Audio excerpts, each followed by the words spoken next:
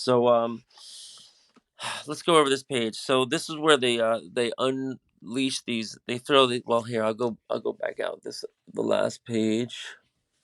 So if anybody's following the story, Trophy Girl had to take the wheel because the robot got kicked.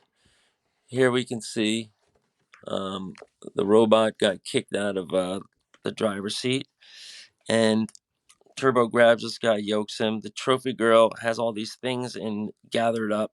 She throws him out the window. Those are those little tumble wire things. And then she takes the Yes. wheel. She's never driven before, so she takes the wheel, and Turbo, with blood all over her face, is like punching and walloping. Smackdown.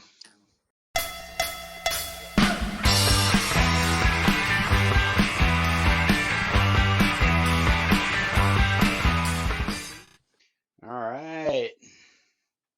I never get sick of that little Von Ghoul's intro music we have. So once again, I just want to thank you for lending Uh, that to us. yeah. We had our Von Ghoul show on Friday. How did it go? It was better than I expected. That was our first show in 2 years, and we had our new lineup. So I was surprised how smooth everything went. So we're very encouraged. Good. Good. Are we All on? right. Yeah, we're on. We're Oh, rolling. hey everybody. um, Welcome to another episode of Turbo Pit Fighter, the making of. We sit here and draw for you, and ink for you, and speak for you, and we're in the middle of two comics that are in production that are part of a 6 comic graphic novel miniseries called Turbo Pit Fighter. It's a post-apocalyptic yarn about a um, strong female character named Turbo. Her real name is Turbo, but they call her Turbo.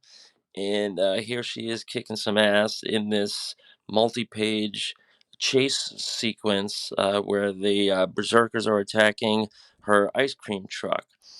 And I have some spicy language here, so this is probably going to be the mature version, and we'll have to doctor that up for the regular version. But um, I'm Jake Jacobs. I'm the penciler and main script guy, and I am working today on page. I'm going to be starting page 8. So here is a blank page in front of me, and I'm stuck with this comic paper that I just despise because these blue repro line markings are too dark for me. But I'm joined as ever by Kurt, and Kurt is inking a page from issue 1. So that issue will obviously be done long before mine, but we're working on That's the this idea. project. How's it going, Kurt? Good, good. How you feeling? Good. I finished page 8. Oh no, this was page 8, so I'm gonna be starting page 9. Um, this last week I was working on page 8, and I got down to the bottom. So I did the last panel, but it's still a little rough. So what I'm gonna do first Hey is Jake, do you have your headphones on? no, I don't. I Ah, lost okay. I Yeah, temporarily because you lost. keep coming in and out of audio on me. Oh, sorry. I could probably find a physical headphone, but my Bluetooth ones are currently lost. Wow. Okay. And if you need me to try to do that, I have this little thing here, the $1,000,000 piece. So I'm not afraid to use it. I just would have to go grab some earplugs. Nah, you just got to keep yourself in proximity of the microphone because when you move your head away from it, I can't hear you. Okay. And then the good old people here watching and listening to us might not be able to hear us either. So it's the mic technique. Yeah. This also goes into the putting together equipment, the proper game. I'm thinking, and things are leading me to um, kind of just making a laptop setup with a hardline camera and mic. So, but yeah, that's just the technical aspect of making a comic book nowadays and podcasting to get some attention. So, but we keep trudging along. Yeah, man. So I got some updates on my week. I was doing some research, and actually I think I was just on Instagram, and you know how it feeds you things that it thinks you'll be interested in. Yeah. So they showed me somebody that was selling some comic art, and they were drawing live on Instagram, and then they were saying that they were selling their drawings on this platform called Whatnot, and it's this app, and so I looked into it a little, and it seems like it combines an eBay auction capability with a live streaming capability, and that is very intriguing to me because you know, I am a little bit of a pack rat, so I have boxes and boxes of comics here that I may or may not, you know, want to keep for the long term. So I would Yeah. love to just open up a box, and you get like a little like stand, like a little comic stand, like a little, you know, frame leaning thing, and you just put a comic in the stand on camera, and then you set a timer. And then the timer is the auction, and people bid on it right within the platform, right within the system. You know, they have to put their payment information in, and you know, it seems like I haven't gone that far yet, but it seems like you know everything else just functions like eBay, except you know they probably don't have the trust of eBay yet because it is pretty new. I looked it up, and this platform has been around since 2019, and they say that they've been building and growing very very fast. So I'm just hearing about it for the first time, but they definitely have a number of people that are selling comics. And when you go onto their little square, you know, it's basically somebody in a comic book store. And I guess when things are slow and they don't have any customers in the store, they just start doing these auctions. And then sometimes they have like a scheduled auction, and they're just selling comics and cards and foil things and slabs, which I don't even know what a slab is. What's a slab? What does that mean when they're selling a slab? I think that has to do with the CGing, comic book grading. Oh, okay, got it. Right. Yeah, Okay, I when I that makes sense. got back into all of this, one of the people that was helping me was somebody who was doing shows, comic book shows, just to get um, stuff CG'd, comic book rated, which was, I don't know, Right. That work means around you it. put it in a very thick case, and it's airtight and it's hermetically sealed, and then it's graded, and I guess ideally you never open it again, right? Yeah, Yeah. it's most definitely what this app is probably about too. Because the culture in comics and even in art in general, even in the fantasy art realm, flipping is basically how a majority of people make a living. So, Well, yeah. So um, there's the aftermarket for buying and trading, and that's been around for a long time. You know, it's a real yeah, thrill. My keyboard player owns like Avengers 1 and X-Men 1, and you know he's really proud of his number ones, but he never reads them, never opens them. You know, he's yeah. just. But yeah, no. So this platform, WhatsApp, we're not necessarily recommending it, but I'm exploring it, and it isn't just you know people selling comics. You know, they have people selling all kinds of stuff, crafts and vinyl Yeah, I saw records. Buzz was on there. He's doing the sketching. He does the live sketching. Has Right. So that auction thing. if you're doing live sketching, you can take your time and draw the sketch and then sell it and take bids on it live. You can do commissions live, and then they also have a little button there where you have your store, and you could put up all of your buy it now items too, which is very cool because you know just having that in itself, that's like kind of like an Etsy feature, and then you have the eBay feature, and then you have the live stream feature, which is novel. And you know, I would imagine maybe eBay sees this popularity and starts doing something like this themselves, or they could, you know, or Facebook or one of these other titans, you know, could very easily just, you know, edge these guys out before they ever get fired because whatnot is not a household name now, and it's not a verb yet. But it's interesting.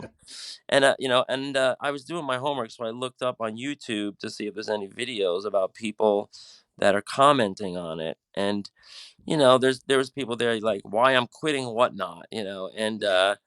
be careful because people are selling stuff on whatnot that are like fugazi, limited editions that they make themselves, Yep. with a adding staples and another cover, a wraparound, foil thing that they make with a copy machine, or all kinds of like scams and warnings and all that. But I think it's a great thing, and it has potential for us. Maybe one day, if we get familiar with it and we really go through the ins and outs of it, we can sell some original art. We could sell some used comics, get rid of our stuff, and just kind of raise money for our printing costs if we get around to that. So we'll look into it, and there'll be more to come on that later as we familiarize. But if anybody is familiar with what not, and want to send us a message and send us your links and all that, feel free in the comments. And so that was my tech report for the week. We don't really have theme songs for anything, but tech report for the week. Um, what about TVs and movies? Anything new come across your radar? Mm, no, no, No. nothing, nothing. That Ring of Power on Amazon, which has something to do with Lord of the Rings, seems to be getting beaten down, as well as House of Dragons. Seems to be a lot of Well, House and Dragons is a bona fide hit as far as viewers. I know yeah, they're celebrating that. They're setting records. But usually I don't watch that until the whole thing is there, so you can just sit there and binge. right. So, and they only have a couple of episodes, right? Yeah, I think so. Yeah.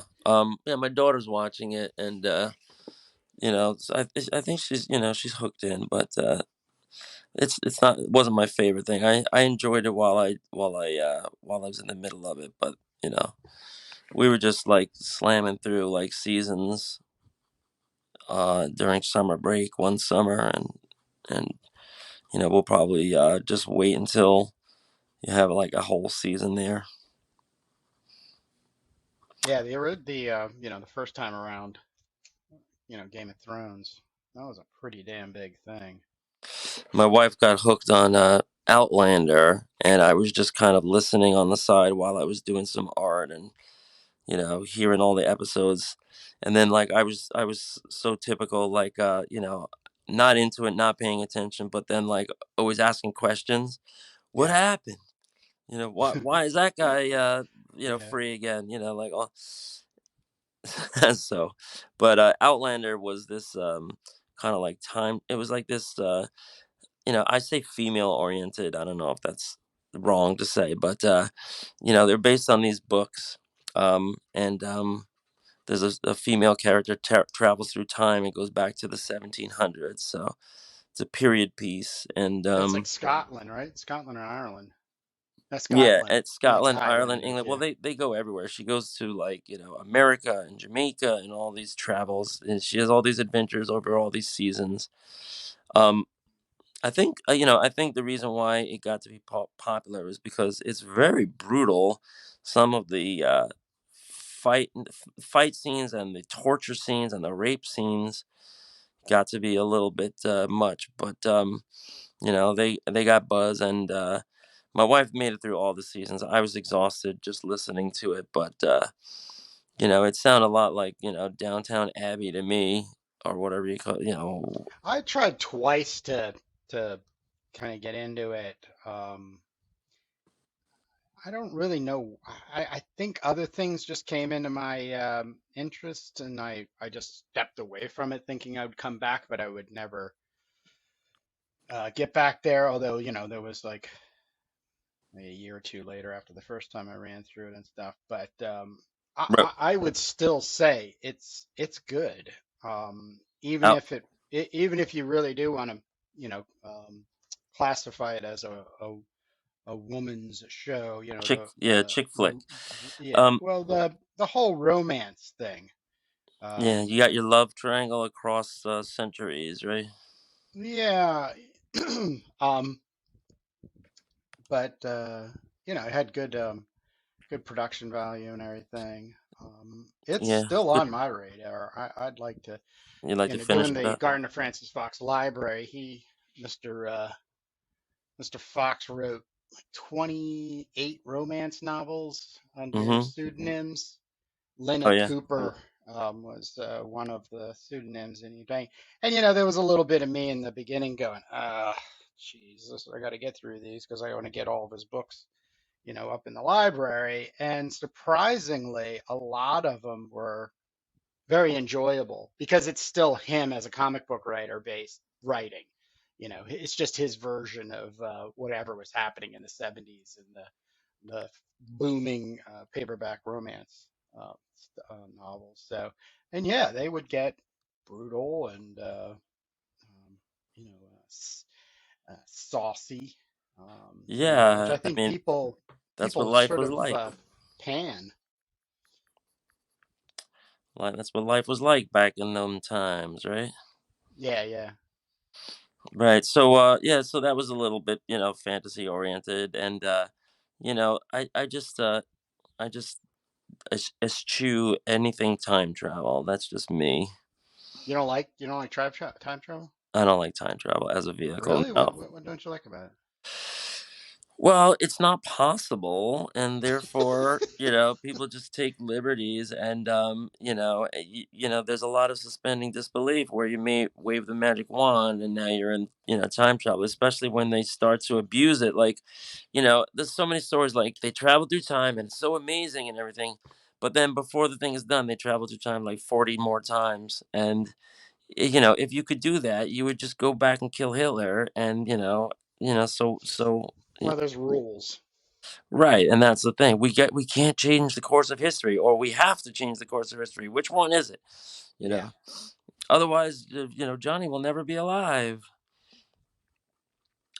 So that's why Yeah, that's it's why. not a genre I truck after, but And the, there's some stuff out there that's pretty neat, especially some independent film stuff that deals with time. And because they're limited in budget, they have to really rely on element of storytelling. And of course, time travel is the heaviest weight that's being shifted around on the timeline, telling the story. And so, of course, you get a lot of that, like O. Henry moments, like, oh wow, and I kind of like I'm a big sucker for that kind of stuff, where there's just thing meets at the end of the beginning and it has a different I'm a sucker for it. yeah, well, that you have your big hits with time travel. You got your Back to the Future, and Mm, um, I saw the new Lightyear movie because I have Plex, and a teacher in my school just I guess downloads all this current theater movies, and I can watch it off his server, yeah, all legally and everything. So I saw the new Buzz Lightyear thing, and they have this storyline where Buzz is they're trying to get off this planet, and every time they try, he circumnavigates the planet at this like hyperspeed, and when he comes back down to the planet, he's like 20 years or 40 years later, and he does that multiple times, and ends up hanging out with the daughter of his colleagues instead of the colleague, and antics ensue. But I gotta say, Buzz Lightyear. I know it's supposed to be for kids, it's supposed to be for the little ones, but just great 3D animation. They really know what they're doing, and it's just so interesting to see all of the robots and spaceships and contraptions and technology. They have a great. visual sense of, if it wouldn't be Buzz Lightyear so cartoony, and it would be like another character, like that they were animating, like more realistic, like Star Lord or something. This would be the greatest thing ever. Like, because the technology, the robots, the rockets, the machinery, all of the inventions and all of the stuff, it's just top notch, right? It's really great, and I don't know why they you have to use that technology. I assume it's all just Pixar stuff, so it's like Maya program or whatever they use, but why don't they do that with something a little more realistic and get some characters on there and do some gritty grown up stories that are sci-fi, right? Like, why does sci-fi why not, like Aeon Flux, right? Why does it all have to be either 2D art animation or live action? That's my complaint. Rant over, TED Talk over. So yeah. Um so if any Hollywood moguls are out there listening, take the Pixar, Buzz Lightyear template and then just make characters or teams or whatever that are more realistic, and then do it like whatever Doom Patrol, whatever franchise you want to do, but let's see some 3D animation sci-fi, please. And and so that I guess that's a plug for Lightyear. Lightyear is worth seeing if you really like the eye candy of just the gorgeous 3D animation and robots and technology. A lot of robots and spaceships in there. I mean, this is all my way of saying I enjoyed Lightyear, even though I'm in my 50s. Right. So, what scene you working on there? I am on page Are you still on the 17. seizure of the trophy girl? Yeah, she just busted away. She thinks she's um, making her way away. Oh, so during the fighting, where Yeah, where Turbo's trying to save her, she makes things more complicated by taking off into the wild. yeah. And she's able to grab a shirt, so she's Right, not topless, right. um, Like, that's gonna at change least for a anything. couple pages. Yeah.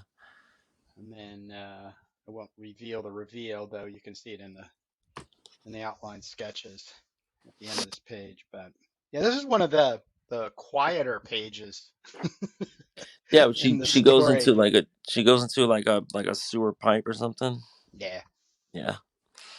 Yeah, I remember. So right, because then you're gonna get into the scene where she's out on her own, and you shouldn't be on your own in these wastelands, and then she is gonna go into a cab for protection, but the cabs there are no better than the wild guys out on the streets. So it's like, remember that T-shirt they used to have that's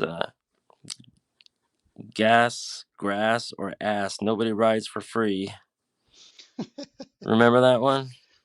So yeah, Yeah, when it was hip to hitchhike I guess it was socially acceptable back then to sexually harass people, but until yeah, until it was all I could tell you some stories. My mom was a hippie chick, and we used to hitchhike when I was a little kid. Me and my brother on the side of the New York Thruway with cars whizzing by at like 70 miles an hour, and she would stick out her thumb with two boys on the side of the road, and we would get picked up by strangers, and we would go up to New Paltz. So that was my reality. wow. Luckily we never got killed, but my mom had the grass. My mom had the grass, so a lot of these drivers would be like, if they're into that stuff. If not, they would be like, no, you do it. And so my mom would just be sparking up in a stranger's car with two kids in the back. Crazy, right? Crazy. And then I hitchhiked a couple times when I was uh 5 years old, but I was with my brother and like three or four other kids, and most of the time, Safety in numbers. yeah, exactly. Most of the time, it would be like the thing where you just jump in the back of somebody's truck or something. Yeah, And pickups. yeah, talking about the early '70s. Yep. Um, but yeah, so she's gonna go into the cab, and she's gonna have to defend herself against the cabbie. So that's right around the corner for you. I'm just finishing up, so I kind of tighten this up. I'm trying to do this thing here where there's going to be like some excitement lines that blend into a background, and I don't know if I should make this shaded or just all colored black or dark or whatever, but I was just thinking like you use the shade, when you use the shading, you kind of fade it out to halo the character. Does that make sense? Yep. Yeah. So we're gonna have a little shaded roof here, the ceiling of the van, You on the bottom and panel? Can you move your page up? can you see it? Yeah. Can't say. Oh, it's getting close. Yep. Yep. Yep. Yep. Yeah, or maybe I should Almost just there. tilt this up a little more. There. Oop, does it stay when I do that? Here we go. Now, yeah, because I know what to do. I gotta hit this little thing. I can see this much better. All right, here's where I'm drawing. Right. So let's go over this page. So this is where they unleash these. They throw the. Well, here I'll go back out the last page. So if anybody's following the story, Trophy Girl had to take the wheel because the robot got kicked. Here we can see um, the robot got kicked out of the driver's seat, and Turbo grabs this guy, yokes him. The Trophy Girl has all these things and gathered up. She throws him out the window. Those are those little tumble wire things, and then she takes the Yes. wheel. She's never driven before, so she takes the wheel, and Turbo, with blood all over her face, is like punching and walloping, Smackdown. yeah, walloping this guy. So now we come to the next page, and these tumble wire things are unfurling right in front of the motorcycle guys, and they're going to mess them up, and send them flying. And then so we'll have it here where we're gonna have to talk about the road is the rough road here, but when we have a little space, I'm just gonna make it a little note. Um, Rough road ahead, but I think I said that already somewhere else, so we'll have to check into it. Um, these guys are up on the roof, and one of them lights up this Molotov cocktail. The robot saying "incendiary device detected," and then we have a good view of going up the mountain pass. Um, that crumb on the roof, he's got a Molotov. So then we see here in this last panel, Trophy Girl is saying, "What's that?" The robot says, "Highly flammable petro agent, impact imminent, 1.4 seconds, face shielding needed."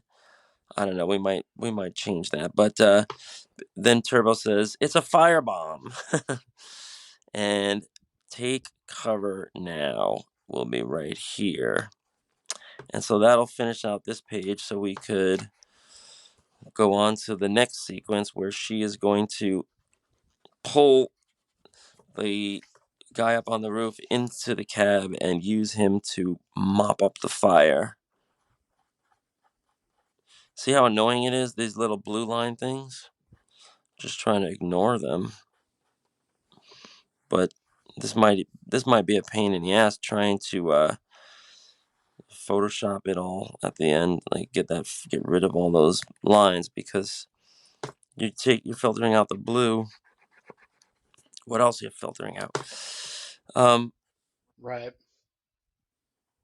and I need a little room for an exclamation point. Yeah, so that's basically it. I might do a little bit of indications here of the mountain pass up ahead. Um, Although this is the front, so I should probably do it the other way, right? So I'll just drawing a little little glimpse of road here, and we'll probably have to have some kind of textures here, to fill in the sides. So we're not just leaving this thing blank. But he's throwing the Molotov right into the cab. So he's saying Yaug, and here we have Turbo is shielding her eyes, getting ready, getting braced for the impact. So can I move on to the next page now? It's been 2 weeks on this page. Let's move on. Or it's been a week on that page at least. Um, Next, we're going to have this sequence upcoming, and I went from my tiny little thumbnails to my full page roughs. So on this page, as I said, Turbo's going to be grabbing this guy off the roof. The fire is blowing up. We have some dialogue here. They're going to say, "Smother it with something," um, which we're going to add.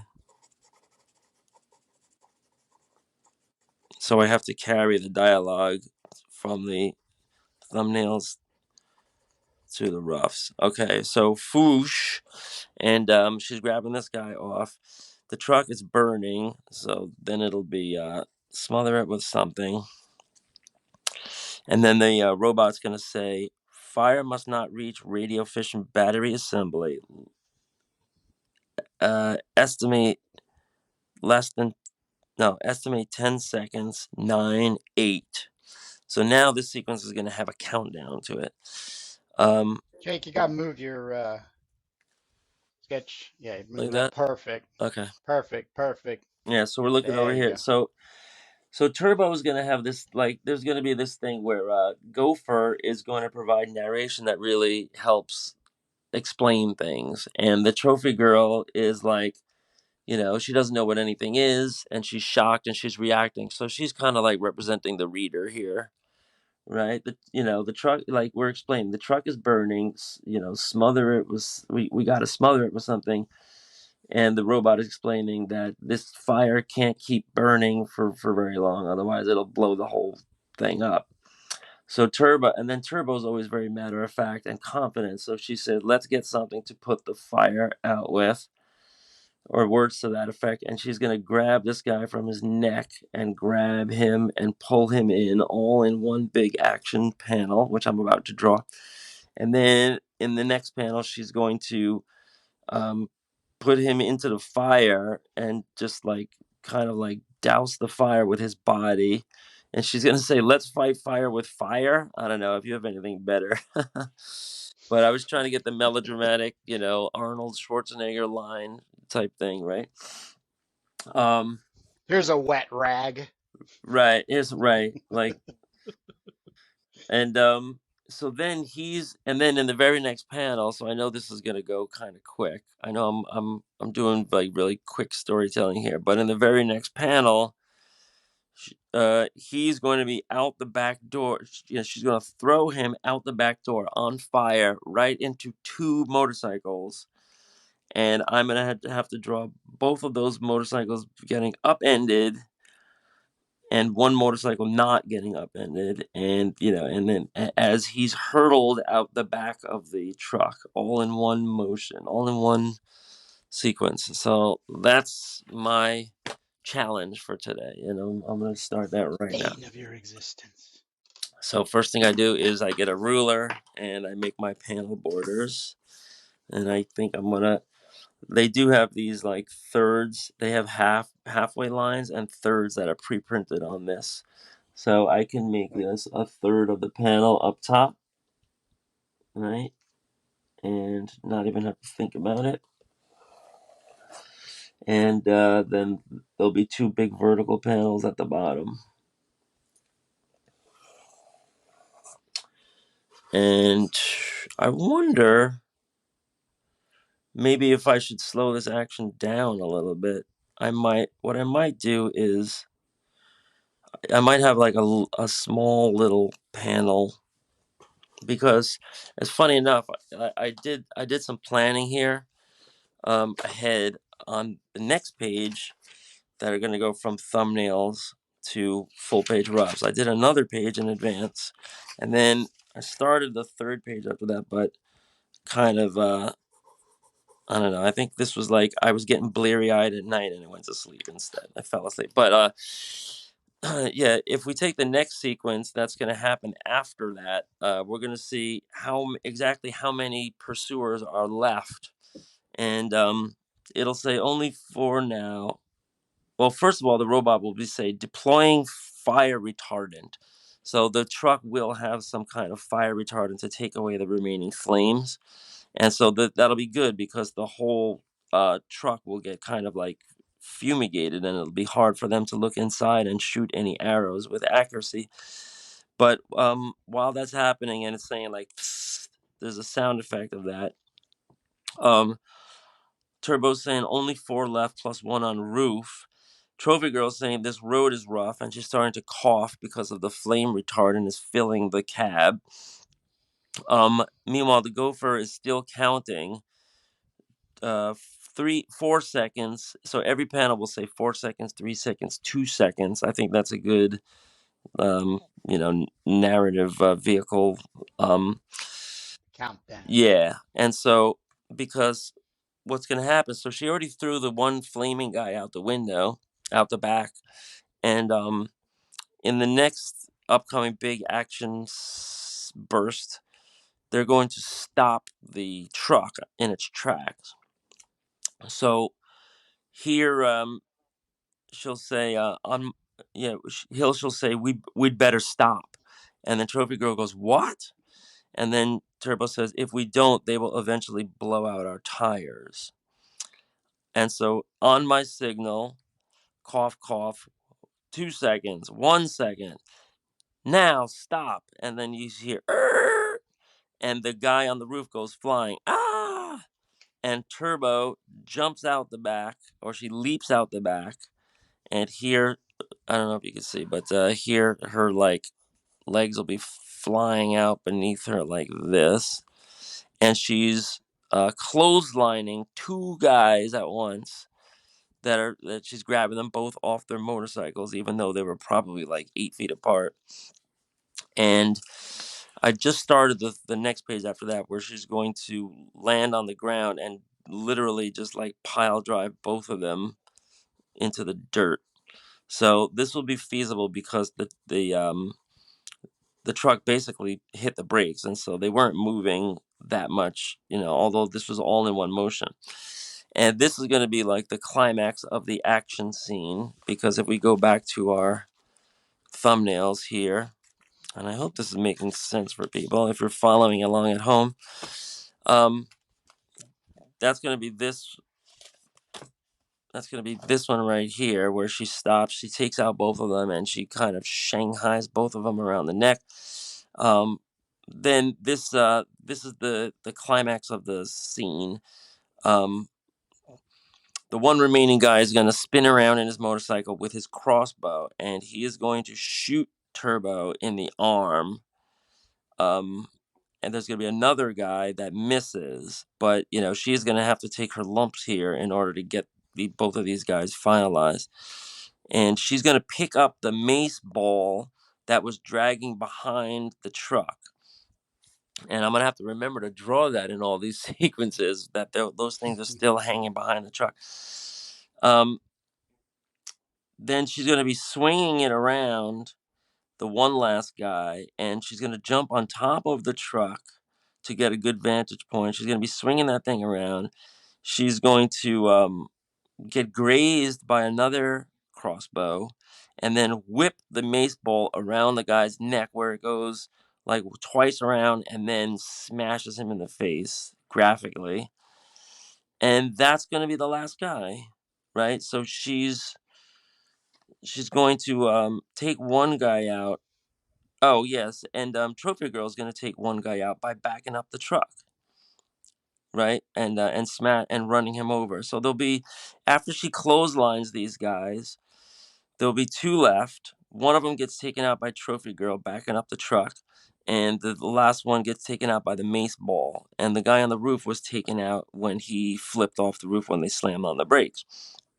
And when they do that, I'm gonna have to put like the truck up in the air a little bit on the back wheels, right? Like obviously it'll have to be like front brakes. So that's gonna be the end of it, and we can give our characters a breather finally. And here, page 13, it's gonna be where they get a breather, and it's gonna be Gopher get out the spare. We're almost out of fuel peas. She's gonna say, "Oh, so that happened after everyone's lying dead." And we're almost out of fuel peas, so we're gonna have to refine some of this dialogue and storytelling and narration. But um, we're in luck; we can coast downhill. How far to Mr. Ike's shop? I can see it from here. She's got binoculars. Um, he can fix the van. I just don't know how I'm gonna pay him. Let's get moving before the jackals can catch up to us. Um, and then here at the bottom of the page, Trophy Girl says, "You're hurt," and they're helping remove the crossbow arrows. And they'll say, "We're safe as long as we keep moving." So some of these little comments are out of sequence, but we're going to be sequencing them. Keep moving, young. Oh, as you're hurt. So Turbo in this panel will say, "We're safe as long as we keep moving." Trophy will come up to her and say, "You're hurt," and start tending to her. And that's when Turbo always melts back into flashback. And she's going to melt back into Sister Anne saying, "Keep moving, young Turbo. You have blood on your face." So it'll be she has blood on her face now, and she has blood on her face in the flashback, right? So we're kind of segueing. Trophy Girl turns into Sister Anne, and then that's when we go back to the flashback sequence where that standoff at the orphanage is happening, which I think we've gone over in a previous issue, but those are going to be pages 14, 15, 16, 17, 18, 19, 20, 21, 22, and then 23, where she's launched above the nuclear death cloud. And then we come back to the real present, come back to the present for 20, page 24, 25, 26, 27, 28. And then page 29 and 30 will be the the unbeknownst one uh, attack on random travelers, and end of issue 2. So that was the big catch up. So we're getting through a climactic fight sequence here, and then we're getting on to new business. Yeah, we are definitely moving along. Hmm. Definitely. And of course, we're coming to the 45-minute mark. Of course, Of course. I'm gonna make this. Yeah. Looking at this now, I'm gonna make my panel a little bit bigger. So that whole thirds thing was a waste of time. But I think I am going to slip in this a small panel just to get a little more dialogue and to explain how you get from one motion to the other, because I have that kind of a page set up here. If you can see, well, I was doing this anyway. This is going to be "Let's Fight Fire with Fire," and there is going to be this one kind of like smaller panel here, but I just want to make this bigger, so this top panel will be a big splash. Let me get my big eraser here. Yeah, man. So, if you're listening to this, definitely go ahead and jump into the next edition right after this. As you're watching these, they'll probably be all laid out, episode after episode, so you could jump one right into the other. Although on initial release, this will be released on a Sunday morning at 11 Eastern, and if you're watching these in real time, you'll have to wait. But if you're watching these on backlog, feel free to jump into the next one, and we'll start the next page. It'll be a week later, and we'll have that much more to discuss about the real world. But we're also going to be taping our Commandy special part 4. Yep. Yeah, part 4. Issue 4. Yeah. And so that's Commandy number 4, right? Yeah. It's a breakout issue episode where we're looking at the influential post-apocalyptic comics that you know we're looking at as creatives and Right. So getting inspiration. I have the OG Commandy 4 right here. Although some of the panels have been cut out by some imbecile on the interior, and I think that was me. But you can't blame me if I bought this like 30 years ago for a dime. I probably didn't realize what I was doing, or I probably just didn't care. But now I care. Yeah, so I have the original. If you want to do split screen, and this way we can compare the printing processes of old versus the new Treasury Edition omnibus package that you have. Um, that's always interesting. But we'll be going over the story. We'll be going over Jack Kirby's mastery, and we'll be going over all kinds of post-apocalyptic story themes as we get into Commandy number 4 in our.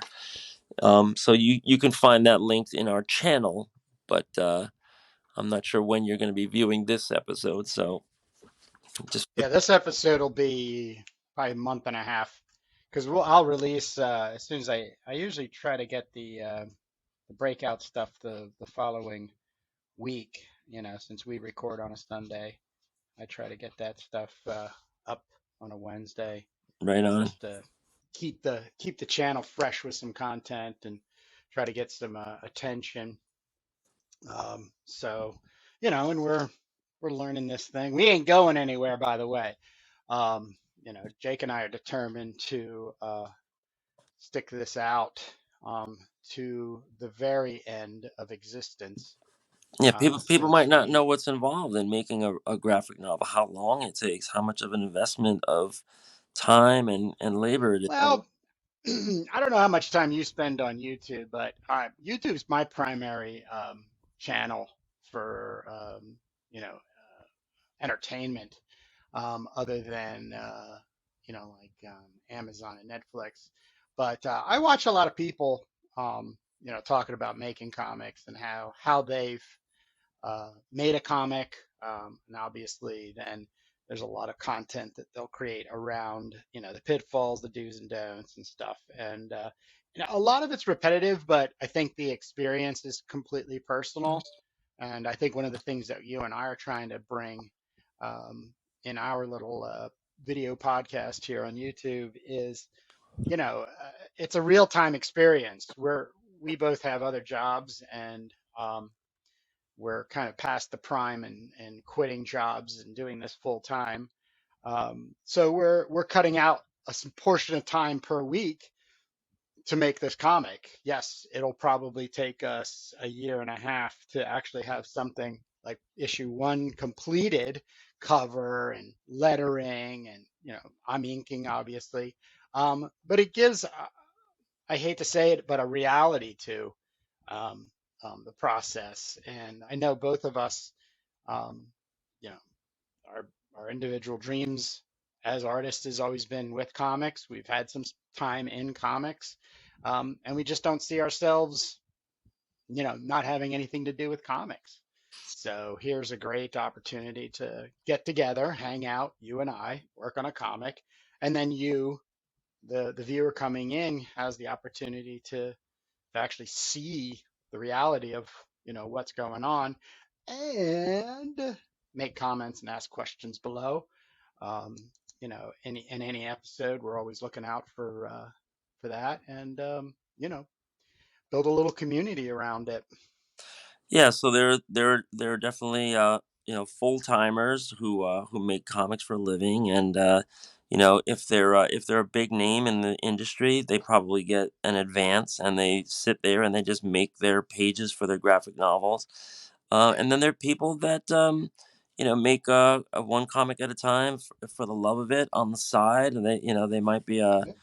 a work or warehouse, or just a normal middle class or working class person that just does it for the love. And they go to conventions and everything, and then they peddle their wares at a table whenever they are able to put something out. So we are, we're on a timeline where we'll probably. I don't see why we shouldn't be able to put issue one out sometime in 2023. Um, Oh, I agree. you know, you're I you're agree. you're I get believe that is our goal. yeah, you're getting through the inking of the Yep. pages, and then it will take some time to do the lettering and all the covers. But yeah, but even with that estimated in sometime 2023, we should have a printed Turbo Pit Fighter #1. The covers, the four color covers already done in Photoshop with separations. So so that's good. Yeah, I think the other biggest thing that I'd like to throw in there too is that we're splitting the responsibilities. So you're penciling. You've already written 6 issues in quote unquote comic book scripting and layouts to the liking. synopsis, Um, yeah, but synopsization. there's a huge advantage of working with somebody else. Trying to be the one guy who does all is definitely you know a thing in the industry, but you can't be a master of all of those um, techniques and skills and stuff. So I think there's a huge impact that happens in comics when it's all completely done by one individual. Not saying that it's a negative. I'm just saying, hey, if you don't have to have that much in the way of the inking responsibilities, um, you know, someone like myself is going to be spending all their time and energy, you know, mastering that skill.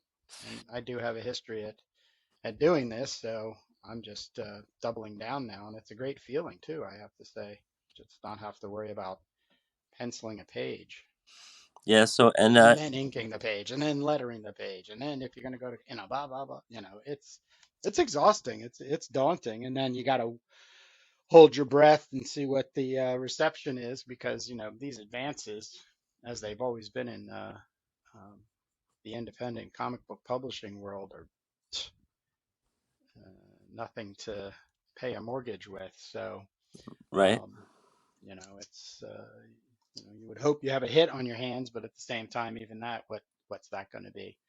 So Yeah, right. I financially mean, for you. I was looking at a documentary on I was looking at a documentary on professional comic. What was that black owned comic division from DC Oh gosh, that was verse storm. yeah, no, yeah, they had these the they had the character with the X cap.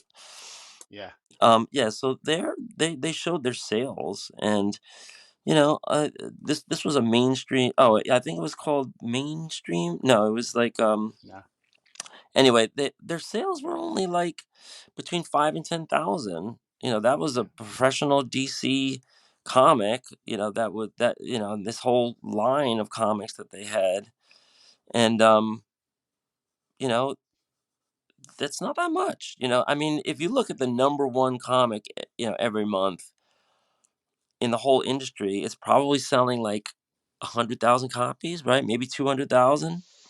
Mm, And yeah. and then it just goes down from there.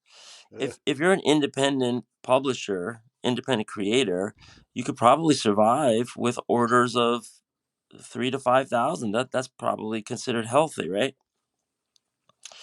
And you're selling those. How much profit are you making on a comic? It depends how much you get it printed for and what your cover price is, and then when if you're distributing it to retailers, what the retail price, what the wholesale price is to them versus how much you're making. If you're selling copies at a convention or online or mail order, you get full cover price. But it's a racket, and the margins are really thin. Yeah. As a creator, you're better off selling a box of comics, to a comic store or a distributor or a mail order catalog or whatever, than you are selling individual comics because you're blowing them out, for wholesale prices, and you're getting them out there. where they might end up in cheap boxes, or they might end up, on display for a while. You might have your little time window, but it all depends. What's the product? How popular is it? How did it sell? How does it get promoted? And these are all hard business questions if you're trying to support yourself doing this. And luckily, Kurt and I don't have those headaches. But this is anybody listening to this, and I'm also trying to prepare my art students, for for careers in art. Yeah, you have to be very realistic about what the prospects are for supporting yourself doing something like this. Yep. And that is a lot of what we'll be talking about, and especially as we're getting closer and closer to the printing of the book and the distribution of that book, sales wise and everything. So we'll be learning a lot from that. But yeah, let's hang this one up and look forward to talking to some Kirby. And but for episodes and talking Turbo, see you next week, Jake. All right, Kurt. Thanks. See you, everybody. Bye.